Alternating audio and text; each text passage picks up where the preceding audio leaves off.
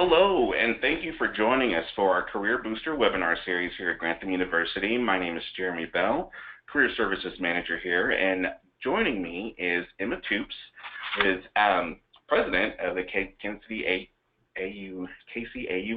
chapter, and today we're going to be talking about networking when you don't know anyone, and she's going to give us some tips and tricks on how to get that process going to find the careers that you want. So I'm going to let Emma take it away. And just before we start, you are going to have the opportunity to ask questions. So if you're attending either on your laptop or your tablet, you should have the opportunity to ask questions, and we will cover those at the end of the presentation. But I did want to get that out of the way. But Emma, welcome, and I'll let you take it from here. Okay. Thank you, Jeremy. Good morning, everyone. I guess it's afternoon now, 1 minute past. So I am Emma Toops, and as stated on the slide, I am an entrepreneur and a nonprofit leader. In both my for-profit and nonprofit work, what I do is focus on professional training and education. In Toops Consulting, I am a consultant, a coach, and a connector.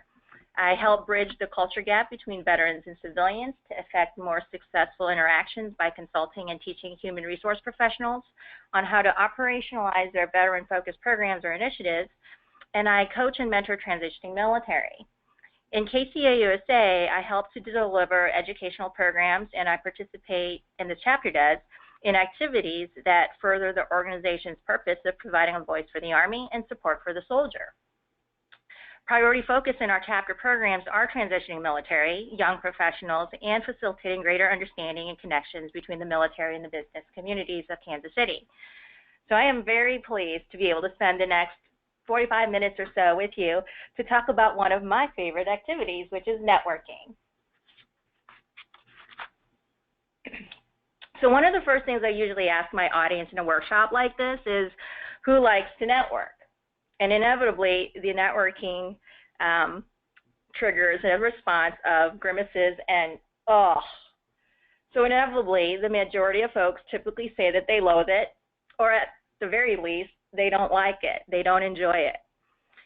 Most people do it unwillingly because they recognize that they need to, but there are a few who love it, like I do. I like to network. I really do, and I think it's fun. And it's fun to me because I love to learn, and every person I meet is a source of new information, and I can learn from them. People are usually quite interesting if you get a chance to know them. So think about it this way. Unless you personally know everyone you need or want to know for the rest of your life, you need to either 1, meet new people, 2, have those you already know teach you stuff, or 3, be very studious in learning new things on your own.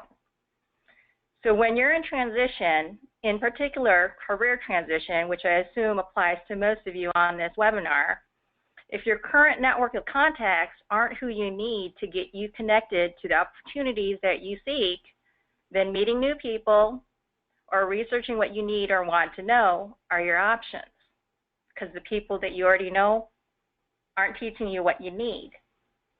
So this slide gives you an idea of some of what I'll be talking about today. Why do I need to do this? What are the gains?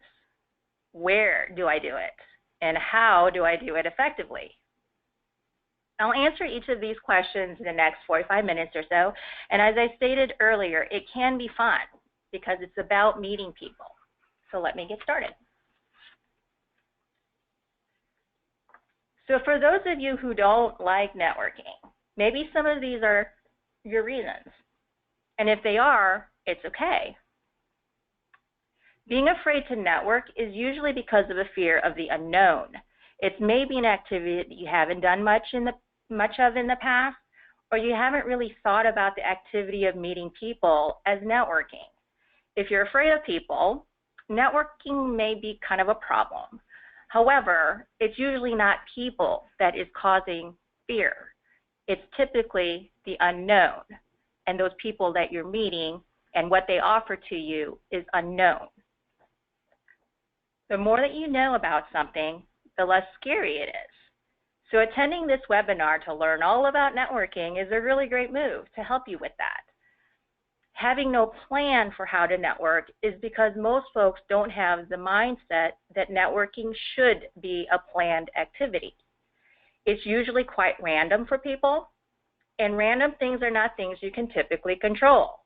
Thus, outcomes are unpredictable, i.e., unknown.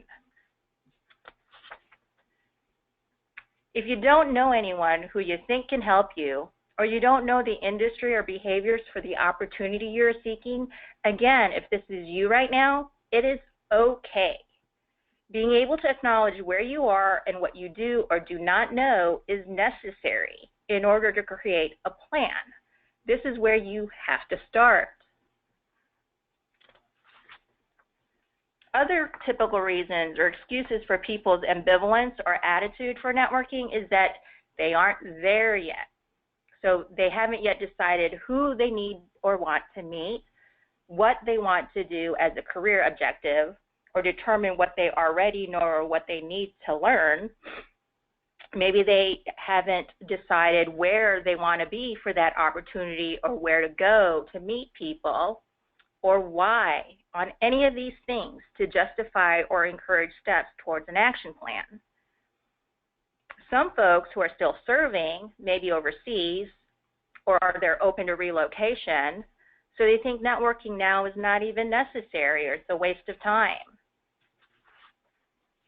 Maybe the reason or excuse you're telling yourself is that your separation date is far away. It's undetermined. You're serving right now, you're loving it. You're going to do it forever as long as they let you. Or you won't be available for more than 6 months anyway. Now, some of you may be in school and you're not yet armed with a degree or certificate, and that is your hang-up for starting to network. Well, all of these things for not knowing something, not having a plan, not knowing how, or not being there yet are exactly the reason why you need to start. You don't already know what you need to know or know the people that you need to know to get you to your goals. So how do you network? The first thing you need to do is recognize that you are now the leader of yourself.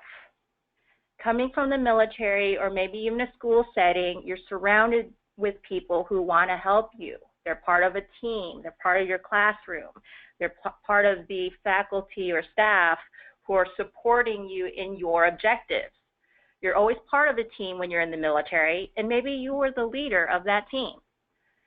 But think about this. Did you personally do all the work needed to get the mission accomplished? Did you personally have to know everything about everything and be the source and coordinator of all the resources needed to make the mission successful? Did you personally come up with each and every plan and action step? Now that you're in career transition, if you don't have that team to support you in all those things that need to happen, well, you have to build a new team who can help you be successful. If you rely only on yourself, you're going to be in transition a really long time. You need to have an idea of where you're going, what you're trying to do. That will help you create a brand for yourself and develop your value proposition. And then you have to equip yourself with the resources to include people to ensure your success. Why do you need to network? Because you need to build a new team. You don't know enough yet on your own to be efficient in getting to your next after the military, whatever that is. You need to learn from others to shorten your learning curve and to help make you aware of things you are otherwise oblivious to in the non-military environment. If you've never been exposed to certain things or certain ways to do things or a certain way to say things, you're just not going to know. Even if you have a long time before you separate from service or finish school, networking is an activity that you should be doing regularly. So meet people. Make a good impression so that you can develop a relationship of know, like, and trust. People who know, like, and trust you can be very helpful to your success. When they know what you're about and what you are seeking for an opportunity, If they like you enough, they may trust you to be a good recipient of a referral. In teams, this tier of relationship is inherent. You know who your team members are. You like them for the most part, but you trust them to do their part for the team's success. When you leave service and when you are in school or maybe back home, wherever home is, you may not have that same community of know, like, and trust for the people that you know. So you have to create that. And something also you need to know regarding referrals, 80% of career opportunities are gained through referrals. It's called the hidden job market. You only access it when you know someone who knows about the opportunity. Okay, here's the reason why. This is why it's hidden. Talent acquisition is inherently a risky endeavor for a company because it's taking on new members to their team. They want to be able to know, like, and trust that the new member will be a good addition and a value add to their team. Why do you think new recruits and officers go through individual entry training or officer basic course for 6 to 8 months before getting to their first assignment? Part of it's because they're new to the job and they're learning things, but it's also because they're learning how to operate in that environment. So those who come on who maybe probably shouldn't have, they never get to a tactical unit. In the civilian sector, people get to work immediately. Day one, there's no crawl. At minimum, they are expecting you to be at a fast walk. So the hiring process is to help them get new talent who will be ready to execute on day one. So they first try to fill the vacancy within the company by promoting someone or maybe giving someone additional tasks or responsibilities. If they can't do that, then they ask folks who are currently on the team if they know someone. Hey, we need a whatever you need it in department wherever it is. Do you know someone? Then only after they can't fill it internally or by referral, then the announcement gets put out there for the public to see. Getting referred, however, requires a relationship that is at least lukewarm.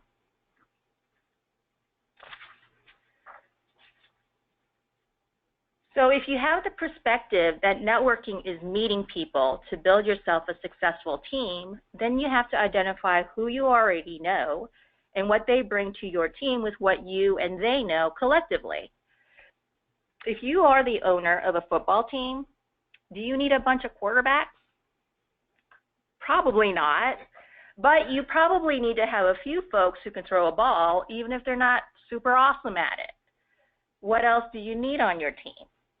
Not just the players. What about those who are marketing and communications, event coordinators, bus drivers, coaches, personal trainers? Those are all part of the team when you're a football team owner. So think about the team you need. Where you have gaps in who you should know or you're lacking information that you need to know, that will help you to define why you network. You don't already have those people or that knowledge or that resource on your team, so you need to add it or at least have an ability to access it. So despite all the things previously mentioned as to why someone might not be ready to network, you can start and be effective in networking if, first, you have a plan, and then adhere to the following concepts of being purposeful and proactive, positive, patient, and persistent. So a networking plan. Networking without a plan is like going to a grocery store and not having a list. You'll come home with stuff you picked up, but did you really need it, or when do you think you'll actually use it in the future? Some things don't have a shelf life, but usually you want to know that you came home with stuff you know you will use. So what are your goals? What do you think you want to do? If you're in a degree program and you want to be, for example, a marketing communicator of some sort, who do you want to do it for? Because it matters. Are you going to do it for a sports team? Are you going to do it for a corporate industry company? Are you going to do it for a nonprofit? Where do you want to do that? Why do you think you'll be any good at it or want to do it? If you've never done it, or you're getting schooled to do it, or maybe you used to do it in the past, those are all reasons why, but be able to define it. If you can't define some or all of these things, you're not going to be able to present yourself well, and that's very important.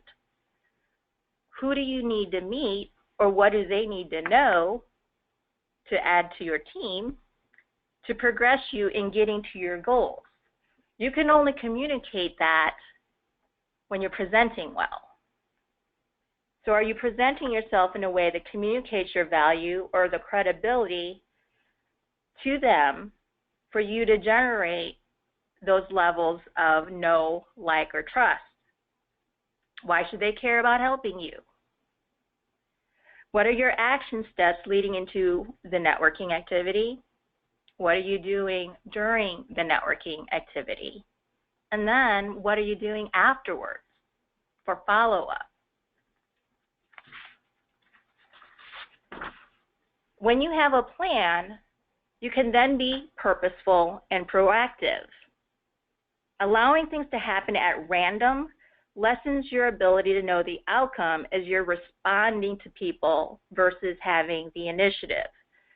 So if you've been in the military, if you've been on a sports team, if you're a gamer, you understand what having the initiative means. It means you get to move first. That person who has initiative has the advantage in steering the direction of the encounter or the engagement because you started it. One of your purposes in networking should always be to learn something. If you're hanging out with people you know, they know you, you know them, they do and know the same thing as you, then they aren't necessarily a necessary addition to your team because that's you. You know that. You do that. Having them on your team is support, and they can encourage you, but they don't know more or less than you. This is why transitioning military and folks who are in an educational environment need to network outside of that community that they're already in.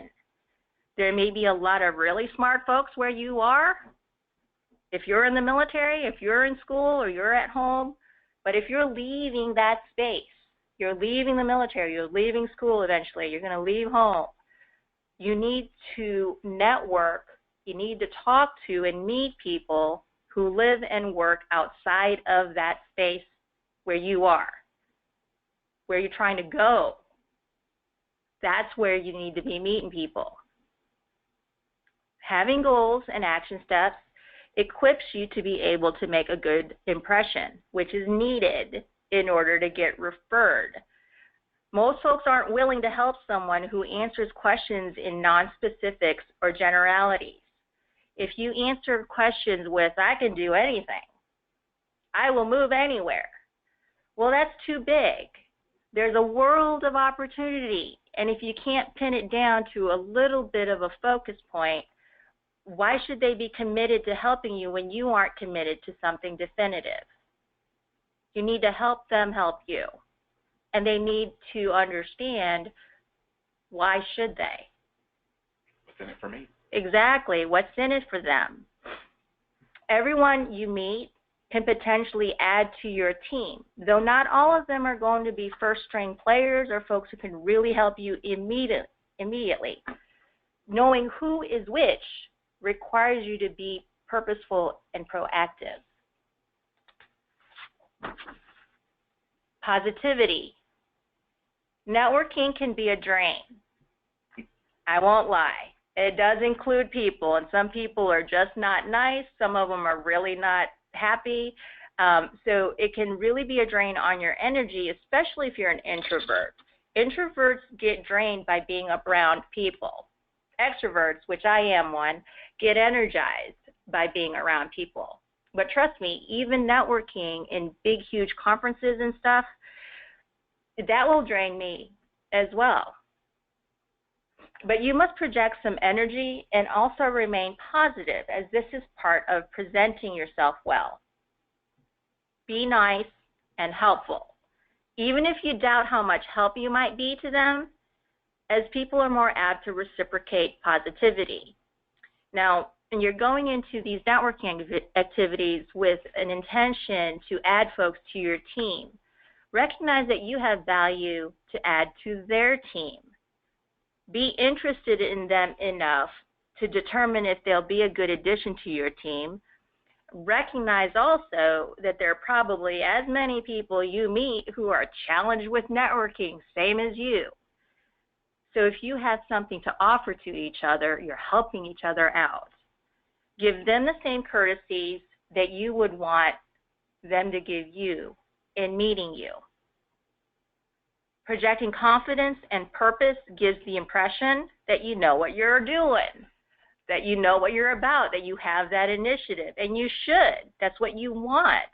You're networking with intention and leading yourself. People are attracted to that who are that way themselves. People who are put off by confident and purposeful folks are likely not people who are going to be a great help to you anyway, because they're going to feel threatened by you. You want to attract those who are confident and are also leaders, as they are the ones who can or will want to help you. You have to be patient. You have to be patient on the return on your investment of building your network. It takes time. Connections made should not be fleeting and superficial, because relations don't get made by that. Relationships must be at least lukewarm for folks to remember you. So say or do something meaningful when you connect with folks. Excuse me. In order for you to get referred, someone must know you first. They kind of have to like you, and then trust you, or at least trust that you're going to be a good fit for whomever they're referring you to. So be that someone for the value proposition you have determined for yourself. Be someone they know, like, and trust. Opportunities occur randomly. You can't control when they are going to be there. However, if your network is prepared for them, then you may be able to have access to when those opportunities emerge. If the people in your network know you, like, and trust you, when something random presents itself and it triggers keywords that describe you or your value proposition, they're more likely to remember you and potentially refer you. Networking when you get there is a terrible reason to start, because it may take a year for an opportunity and the people who know you to line up. The more people you know, the more opportunities you potentially have access to by those who might refer you. I've been out of the Army now for a little over 3 years, and the networking I did in my first year out of the Army, those people still know me. A lot of them knew me from when I was doing insurance, but they know now what I do, and I'm getting referrals from them even now, even though they know that I'm doing what I'm doing, because they don't know if I'm looking. They don't know if maybe this is a better opportunity for what I'm already doing. It's something that has taken time, but when it happens, your network needs to be ready to say, hey, you know what, I know someone. And that could be you. So being persistent. If an outcome of networking is always to learn something, apply what you learn to continually adjust your plan. We do it in the military. We say, game on, plan is live. Well, when things start happening on ground, that it's like, oops, the planners didn't plan for that. Guess what? They changed the plan. You accommodate what's happening on ground. So if you say you wanted to go into said industry and then you learn things from people who are in that industry and doing that kind of work, maybe you want to go into nonprofit, or you say you do, and you start talking to people who are in it. Oh, does it confirm or deny what your assumptions are? Are you going to really like it or not? Do you trust that person who's talking to you about it? On the other hand, people who are doing these things that you say you want to do and they are loving it, it may encourage you and confirm your desires that, yep, that's what I want to do. That's where I want to go. That's exactly what my next after is going to be. So your plan and action steps should not be static.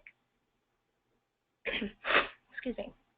Every person that you meet is potentially a source of new information or a good connection for you. So every encounter you have with someone could potentially be a networking opportunity. When I was doing insurance in my first after, I was doing an insurance agency, my first thing after the military, I once met a future client while standing in line, ordering my lunch at a Chinese food counter at Hy-Vee. It was because I was wearing my name badge and he saw that I was an insurance agent. He asked me about my work after I ordered my lunch, and before I sat down to eat, we exchanged contact information. So networking, even passively, by wearing a name tag, or maybe even just wearing a unit t-shirt or your school, sweatshirt or something, that's passively networking. It can be something that triggers interest from someone who just happens to see you, happens to cross your path. But networking is a persistent activity. Relationships made while building your network requires attention and maintenance. So don't stop networking once you get there. Continue to get new connections and nurture the more meaningful ones that you already have. Like I said, I have people in my network that I met 3 years ago. I don't have lunch and coffee with them regularly. I might talk to them or run into them once a year, but it's enough to maintain them in my network to where if something comes up, it triggers hey, you know what? I think that might be something, So recognize that. You never know when a better opportunity might come along and you get referred for it, or if the current organization that you're in has a restructure or a downsize. Happens all the time. Happening in the military even right now. So to recap on the questions from the start, why do you need to do this? You learn from other people, or you teach yourself. Which is going to make your transition easier? You choose, because some people are really comfortable doing lots and lots of research and they're really good at it. However, you don't know what you don't know. Other people usually have to put that in front of you. The hidden job market. You only have access to about 20% of opportunities on your own because you don't know about those other things. You need to know other people to have access to it. And you don't get access to the hidden job market without referrals. And people have to know you to refer you. What are the gains? As you learn, you can refine your plan, goals, and action steps. And you build your team so your collective pool of knowledge and access to resources is amplified. Maybe you don't need to know the person who is the person with the job that is the job for you. But if you got a string of connections, then now you have access to it. The more people you know, the more opportunities you may have for potentially getting referred. So where do you do it? If you're not where you can network in person, you're not there yet, networking online is still really very useful. It also is very useful for those who haven't yet decided on the what or the where. It's a great way for you to help figure it out. It's also a lot less scary because when you're doing networking online, you don't actually even have to do it live. This webinar is an example. Some of you are right now on there listening to me talk. However, there's people who have registered so that they have access to the recording Right. later, right? Exactly. So you can go to discussion thread forums and see what people have already asked and what people have already said, and you do it on your own time, but you're helping yourself learn. You also can initiate threads in those discussion forums for things that maybe you haven't seen people talking about. And the people that you meet online, if they're amenable, they might be available for a phone call or some other information exchange where it's an email or information interview where you're able to a little bit, direct the conversation, having that initiative as far as the things that you need to know or want to know. Networking in person really is most effective when you have a plan. And you also have to be presenting yourself well because you're displaying nonverbal communication as well as what you're saying when you're networking in person. So some of that nonverbal communication can be what you're wearing, how you're standing, where you're standing, who are you and how are you engaging with other people in the room. Those various things require you to be intentional in your networking because people are looking, even if you don't notice them looking. When you're networking in person and you don't know anyone, I would recommend that you first start with groups that you have affinity towards. So if you're in the military or in a school, go to events and or activities with people who are familiar with that, and you're familiar with them by virtue of that commonality. So the mistakes that you might be making in in-person networking, they're more apt to be forgiven, and you can learn and be better, and they may be more helpful to you because they can relate to you.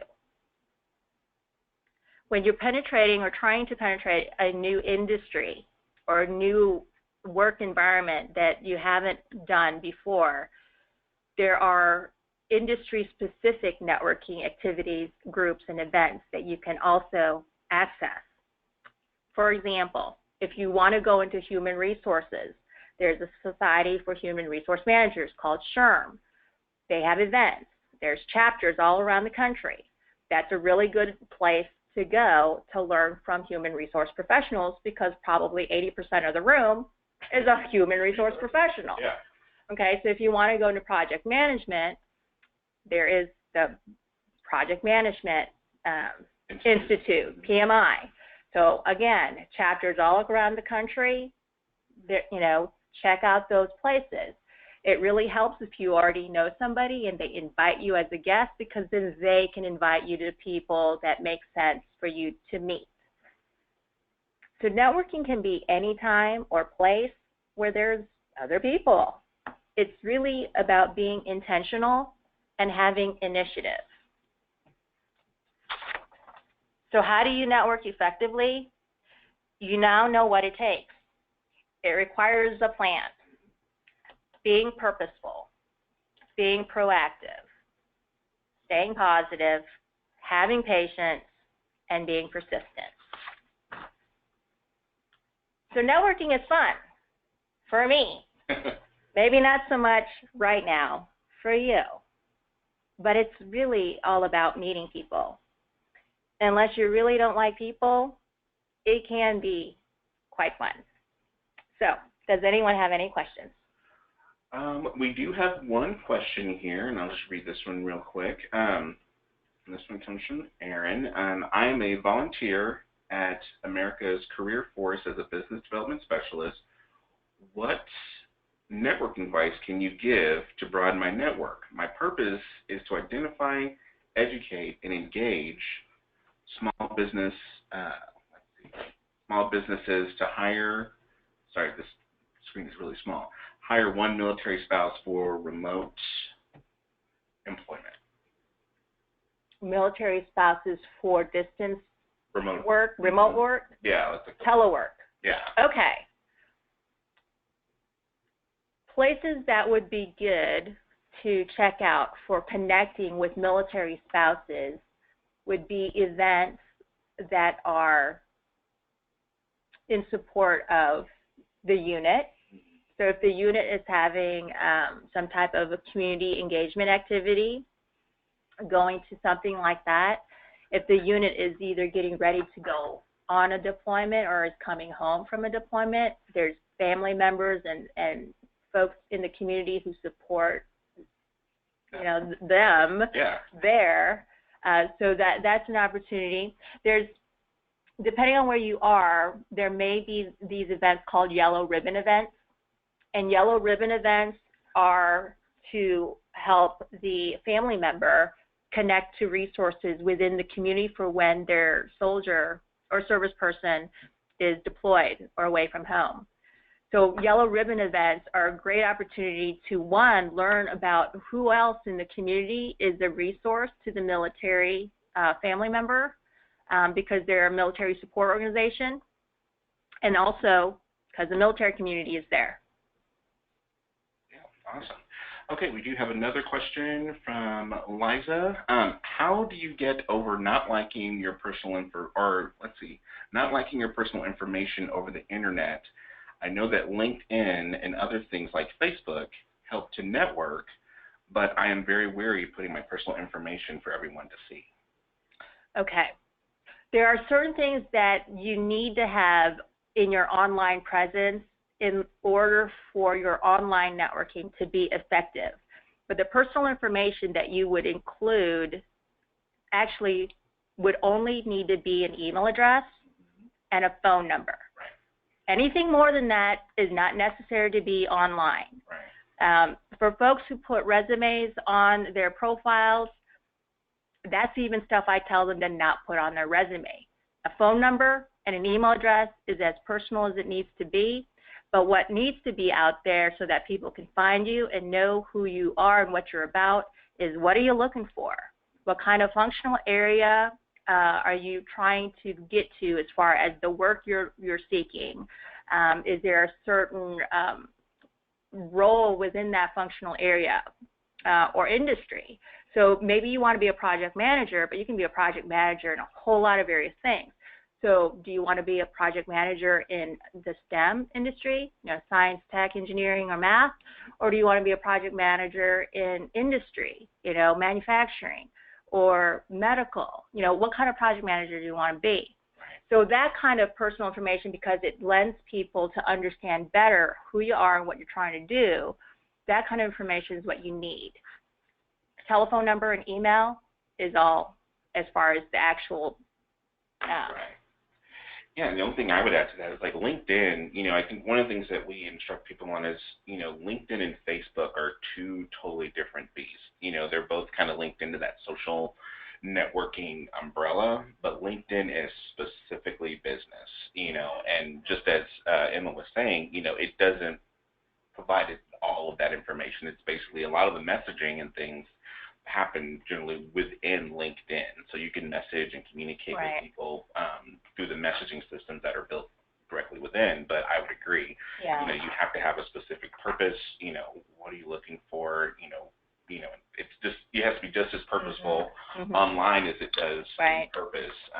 It really helps you move further. One thing as far as location, if you are at school or maybe still serving and where you are going to is undetermined, but you have a location in mind that you want to get to as where that next opportunity is going to be, put in the state or the city and state. Right. You do not need to put address at all, anywhere, not even on the resume. I tell people to take that stuff off. But like for my networking, a lot of my networking is in Kansas City. So I put Kansas City on those things that people can see. Where am I? Good info. Another question, are there any networking sites for me as a stay-at-home mom who doesn't know people or know anyone? Networking sites? Yeah, and are there network? I think she's a stay-at-home mom if there's anything specific for folks who are stay-at-home. Oh, okay. And I feel like LinkedIn might be. LinkedIn is absolutely number one as far as a networking online location. Another one is there's some mentorship programs or vehicles available that are free. One of them is called Betterati. It's actually one that I'm a mentor on, but it's kind of like a matchmaking vehicle for transitioning military and those who are willing to support as a mentor. Some of the people on there as mentors are in industry, or they're in corporate companies, or they represent certain functional areas, and they want to be able to support, that information-seeking individual in transition. So that's something that you can take a look at. There's also programs that have to do with maybe getting a foothold with being an intern or being partnered up with a industry person, I think called ACP. And another one is, depending on where you are, check and see if there is a in-gear career group. Now, in-gear career is specifically a networking group primarily for military spouses, and they usually have a Facebook presence if there's a chapter near you. And I'm sure if you Google in-gear career, you may be able to find some good information just in general for military spouses who are seeking opportunities for work, telework, or things of that nature. Okay, cool. Yeah, I would back that. Even if you aren't in the military, LinkedIn is the best site to get that process started.